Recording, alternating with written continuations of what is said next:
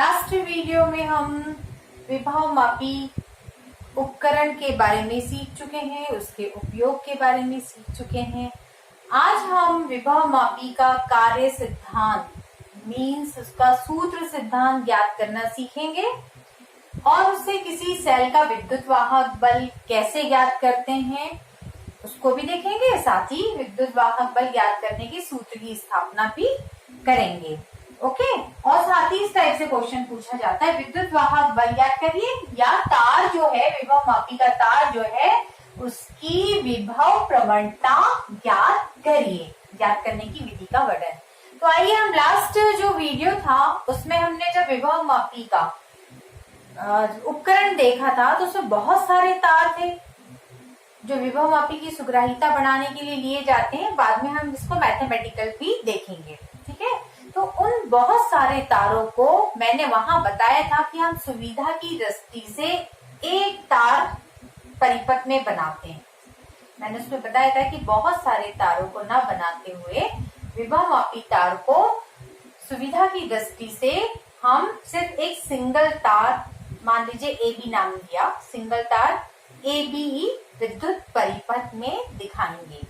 तो सबसे पहले सेल का विद्युत वाहक बल या तार की विभव प्रवणता ज्ञात करने के लिए हम विद्युत परिपथ बनाना सीखते हैं।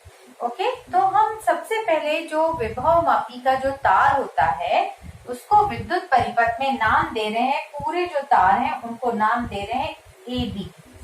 ये तार का प्रथम सिरा हो गया और यहाँ पर तार का अंतिम सिरा हो गया B। तो AB क्या हो गया आपका? विभव मापी तार हो गया। ओके, अब हम क्या करते हैं, ये तार का जो पहला सिरा है यहाँ इस सिरे को संचायक बैटरी या संचायक सेल के धन सिरे से जोड़ते हैं। यहाँ पर मान लीजिए संचायक सेल है जो कि द्वितीयक सेल होता है, प्लस माइनस। ओके, ये हो गया आपका संचायक सेल या संचायक बैटरी। इसको क्या नाम दे दिया हमने? B।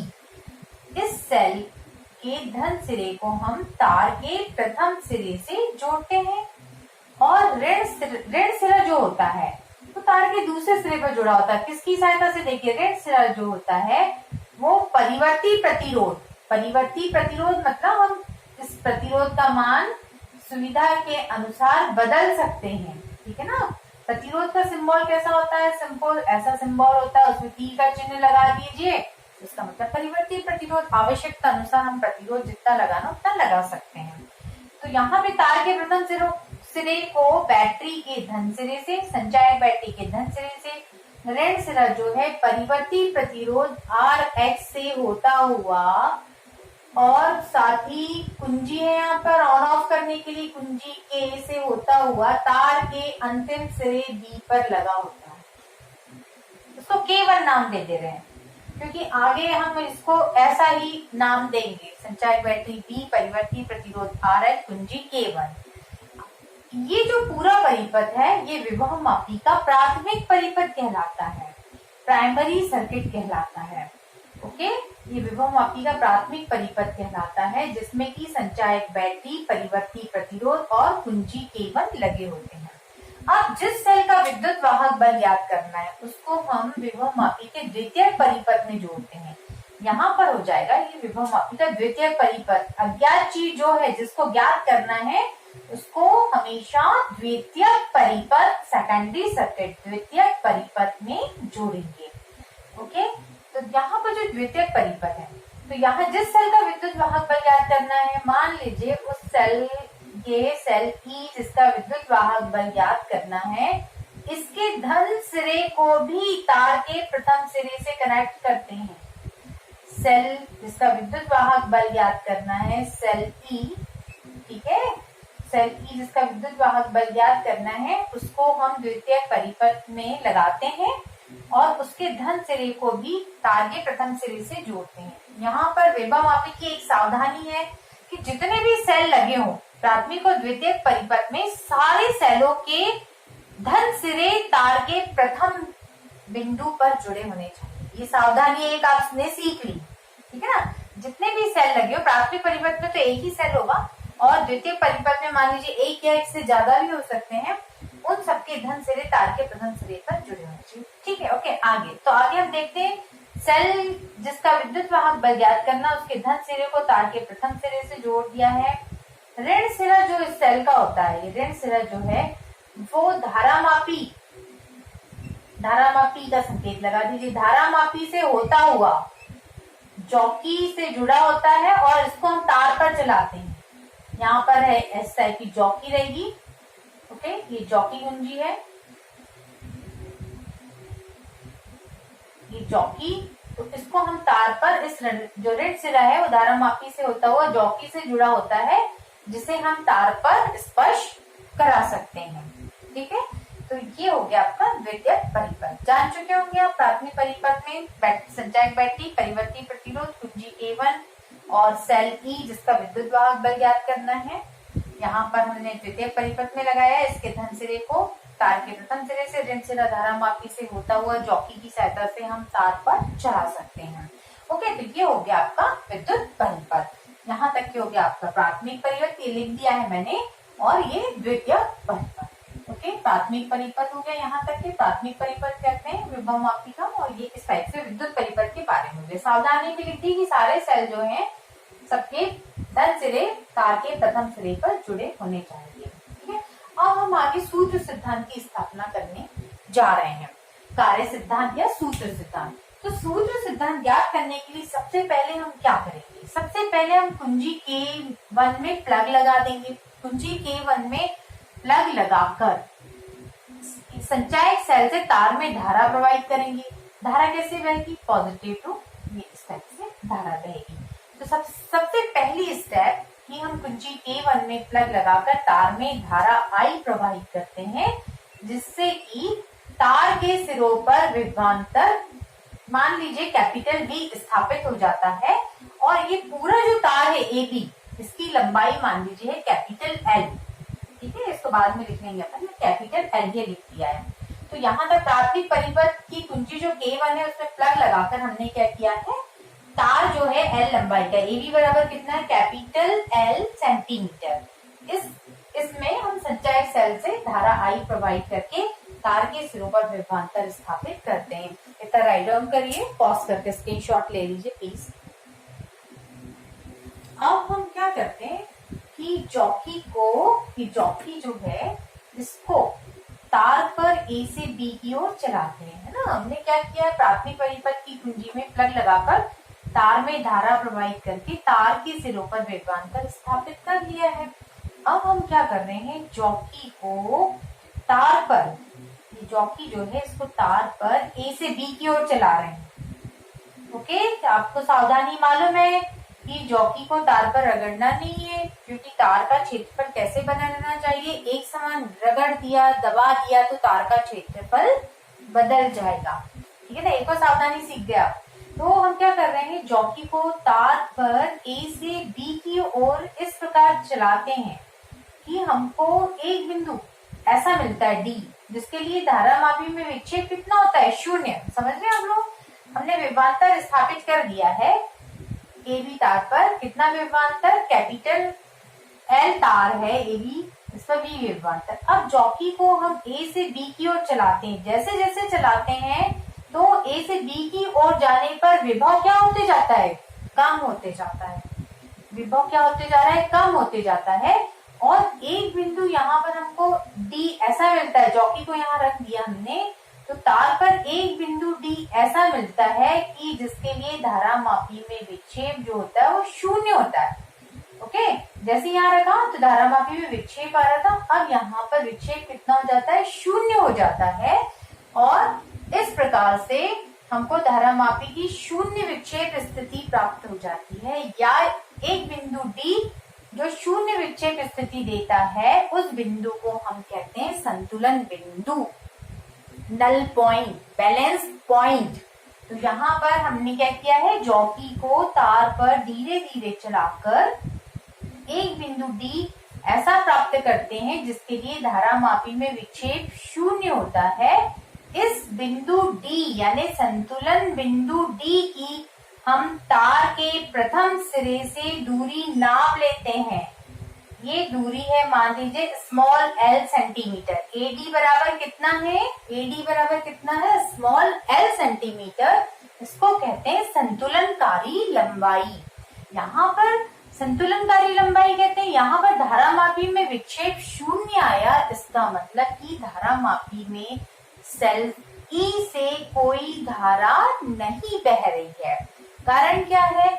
इसका कारण ये है कि अब A बिंदु पर जो विभव है वो सेल की धन प्लेट के बराबर हो चुका है और D बिंदु पर जो विभव है वो सेल की ऋण प्लेट के बराबर हो चुका है।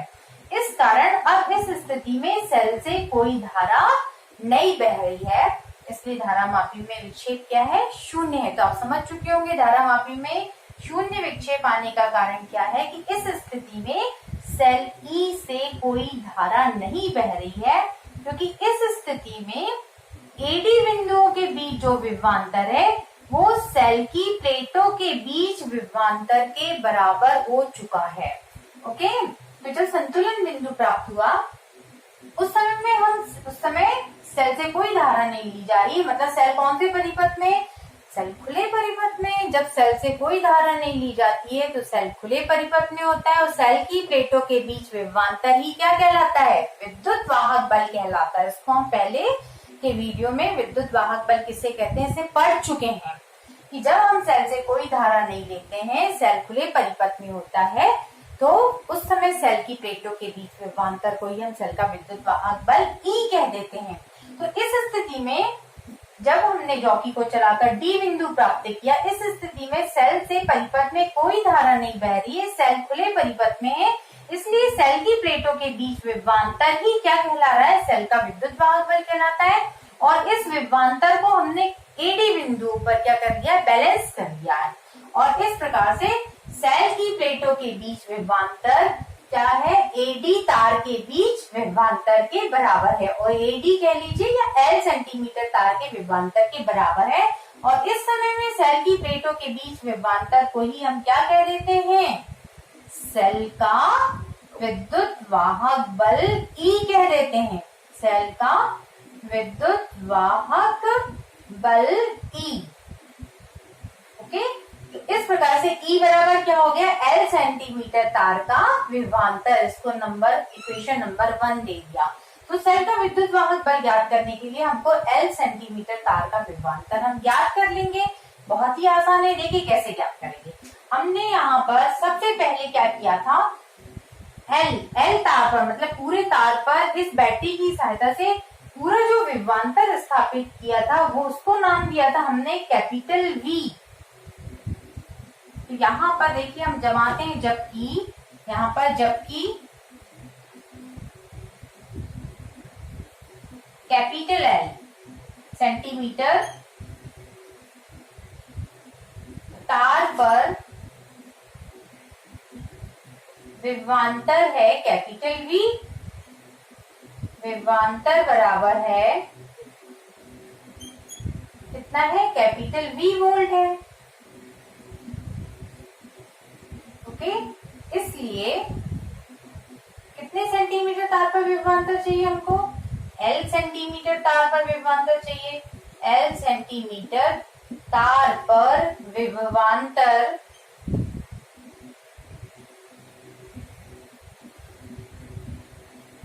कितना हो जाएगा? कैपिटल V, या पहले इकाई सेंटीमीटर निकाल लो, 1 का निकाल लो। 1 सेंटीमीटर तार पर विभवांतर क्या हो जाएगा? Capital V by L। L centimetre पर V वोल्ट, इसलिए 1 सेंटीमीटर पर कितना हो गया? V by L volt. Volt पर इसको मीटर में नाप लो या फिर पूरा मीटर ले लीजिए, 1 मीटर का या जितने भी मीटर है तार की लंबाई, तो वोल्ट पर मीटर ले लीजिए।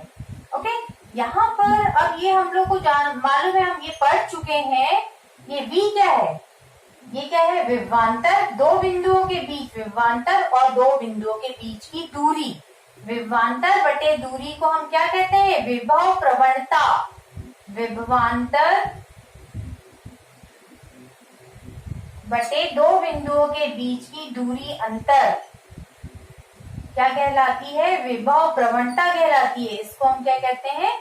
विभव प्रवणता कैपिटल के। ओके, क्या कहते हैं इसे? विभव प्रवणता। तो ये हो गई आपकी तार की विभव प्रवणता। ओके, ये हो गया यहाँ पर। तो L सेंटीमीटर तार पर विभवांतर कितना है? कैपिटल V, इसलिए इकाई सेंटीमीटर तार पर विभवांतर V बाय L, जो कि क्या कहलाता है? यही क्या कहलाता है? तार की विभव प्रवणता कहलाता है। ये हो गया तार की विभव प्रवणता। इसलिए हमको क्या चाहिए? इक्वेशन 1, विद्युत वाहक बल ज्ञात करने के लिए L सेंटीमीटर तार का विभवांतर चाहिए। तो L मीटर कर लीजिए इसको, L मीटर तार पर विभवांतर, L मीटर तार पर विभवांतर हो जाएगा, कितना हो जाएगा? V बाय L मतलब K, इकाई सेंटीमीटर पर कितना विभवांतर है, जिसको हमने V बाय L को क्या नाम दे दिया है? K। तो L सेंटीमीटर पर कितना हो जाएगा? K इंटू L, ज्यादा के लिए इंटू K इंटू L। और L सेंटीमीटर तार पर विभवांतर है K इंटू L। इक्वेशन 1 में रख दीजिए। समीकरण 1 से देखिए आंसर आ गया हमारे पास में। समीकरण 1 से E बराबर कितना आ जाएगा? E बराबर L सेंटीमीटर तार का विभवांतर रख दीजिए K इंटू L, समीकरण 1 में मान रखने पर, या समीकरण 1 से। ओके, समीकरण 1 से E इजिकल टू आ गया K इंटू L। K क्या है आपके पास में? कैपिटल K क्या है? तार की विभव प्रवणता, या ओनली विभव प्रवणता कह दीजिए, तार की विभव प्रवणता। K कैपिटल K है तार की विभव प्रवणता, इंटू L क्या है? संतुलनकारी लंबाई। L है संतुलनकारी, आपको फॉर्मूला भी मिल गया, संतुलनकारी लंबाई। जो गया आपका पूरा फॉर्मूला हो गया आपका संतुलनकारी लंबाई। ओके, तो यहाँ पर ये देखिए सेल का विद्युत वाहक बल हमको मिल गया है तार की विभव प्रवणता गुणे संतुलनकारी लंबाई। इसको याद रखिए, ये बाद में डायरेक्ट लगेगा। देखिए बहुत ही आसान था। यहाँ पर हमने क्या किया? जॉकी को तार पर चलाकर संतुलन बिंदु और संतुलनकारी लंबाई ज्ञात कर ली, जिसके लिए धारामापी में विक्षेप 0 है। इस स्थिति में एडी तार पर जो विभवांतर है वही क्या कहलाएगा? सेल का विद्युत वाहक बल कहलाएगा। E बराबर L तार पर विभवांतर। मेन इक्वेशन ये है कि सेल का विद्युत वाहक बल यानी L तार का विभवांतर ज्ञात करना है आपको। तो यहाँ पर हमने बहुत ही आसान है कि कैपिटल L लंबाई के तार पर विभवांतर कितना है? V, इसलिए 1 सेंटीमीटर तार पर विभवांतर V बाय L, जिसको हम क्या कहते हैं? तार की विभव प्रवणता कैपिटल K कहते हैं। ओके, तो 1 सेंटीमीटर पर विभवांतर है K, इसलिए L सेंटीमीटर पर K इंटू L, और यही क्या कहलाता है? L सेंटीमीटर तार का विभवांतर निकला था कैपिटल K इंटू L, यही क्या कहलाता है? सेल का विद्युत वाहक बल यानी विभव प्रवणता गुणे संतुलनकारी लंबाई। ये बिल्कुल याद रखिए। अच्छा, एक सावधानी और यहाँ आप सीख सकते हैं। यहाँ पर हम क्या कर रहे हैं? जॉकी को तार पर चलाकर संतुलन बिंदु प्राप्त कर रहे हैं। तो संतुलन बिंदु मिले या सेल का विद्युत वाहक बल E ज्ञात हो, इसके लिए बिल्कुल आवश्यक शर्त है कि प्राथमिक सेल की जो बैटरी है, यहाँ पर जो प्राथमिक सेल की जो बैटरी है उसका जो विभवांतर है वो कैसा होना चाहिए? सेल के विद्युत वाहक बल, यानी जिस सेल का अपने को विद्युत वाहक बल निकालना उसके विभवांतर से ज्यादा होना चाहिए, क्योंकि इस बैटरी की सहायता से ही हम तार पर विभवांतर स्थापित करते हैं। ओके, मान लीजिए ये आपका सपोज है ना, ये 100 है, और ये मान लीजिए आपका 100 है, मतलब तार पर कितना हुआ? 100 हुआ। और यहाँ पर कितना है आपका? ये 50 है। जब आप यहाँ पर करते जाएंगे 100 और ये लेस होते होते क्या होते जाएगा? कम होते होते यहाँ पर ये 50 हो जाएगा। यदि सपोज ये यहाँ पर 110 है और ये तार पर विभवांतर कितना है? 100, और इसका मान कितना है? 110, तो आपको संतुलन बिंदु कैसे मिलेगा? ये तो बाहर चले जाएगा। यहाँ से यहाँ तक चले तो 100 ही हुआ, 100, 110 तो बाहर चले जाएगा। तो इसलिए शर्त ये आवश्यक शर्त है कि हमको न्यूट्रल बिंदु मिले, उदासीन बिंदु मिले, या हम सेल का विद्युत वाहक बल ज्ञात कर सके। इसके लिए जरूरी है कि प्राथमिक परिपथ में लगी जो बैटरी है उसका विद्युत वाहक बल अज्ञात सेल के विद्युत वाहक बल से ज्यादा होना चाहिए, तभी हम इस प्रयोग को कर सकते हैं। Okay, that's all. अभी हम लैब में देखेंगे कि ये जो इंस्ट्रूमेंट है इसका हम कैसे विद्युत परिपथ बनाते हैं। तार की विभव प्रवणता भी हम देख ही लेते हैं। देखिए, तार की विभव प्रवणता जो सेकंड पार्ट था क्वेश्चन का, ये अब सूत्र तो हमने निकाल लिया। E बराबर होता है KL, विभव प्रवणता गुणे संतुलनकारी लंबाई। तो अब हम क्या करते हैं, यहाँ पर K निकालने के लिए, ओके, K निकालने के लिए क्या करते हैं, हम सेल E की जगह पर, ये जो सेल E है इसके स्थान पर हम डैनियल सेल या स्टैंडर्ड सेल, प्रामाणिक सेल ले लेते हैं, जिसका विद्युत वाहक बल होता है 1.08। यहाँ पे वैल्यू क्या होगी इसका विद्युत वाहक बल, इसको लगा दिया, डैनियल सेल को लगा दिया जिसका विद्युत वाहक बल ज्ञात है 1.08। इसकी वैल्यू आपको ज्ञात है 1.08। इसको लगाया और जॉकी को चलाकर हमने संतुलनकारी लंबाई ज्ञात कर ली। ओके, एल भी ज्ञात कर लिया। तो हम K ज्ञात कर सकते हैं। तार की विभव प्रवणता सूत्र A से, ये A नाम दे दिया है, K इज इक्वल टू कितना हो जाएगा, E का मान कितना रख दिया आपने, E का मान रख दिया 1.08 बाय संतुलनकारी लंबाई हमने ज्ञात कर ली। तो K बराबर इतना वोल्ट, ओके, पर सेंटीमीटर या मीटर, जिसमें भी आप ज्ञात करना चाहें आप इसको ज्ञात कर सकते हैं। ओके, यहाँ पर आप ज्ञात कर लेंगे वोल्ट पर सेंटीमीटर या मीटर में उसको कन्वर्ट कर लेंगे। तो इस प्रकार से ये तार की विभव प्रवणता ज्ञात हो जाएगी। इसके बाद हम लैब में सर्किट डायग्राम भी देखते हैं। ओके, देखिए, विभव मापी तार के प्रथम और अंतिम सिरों के बीच में संचायक बैटरी, परिवर्ती प्रतिरोध और साथ ही प्लग कुंजी जुड़े हुए हैं।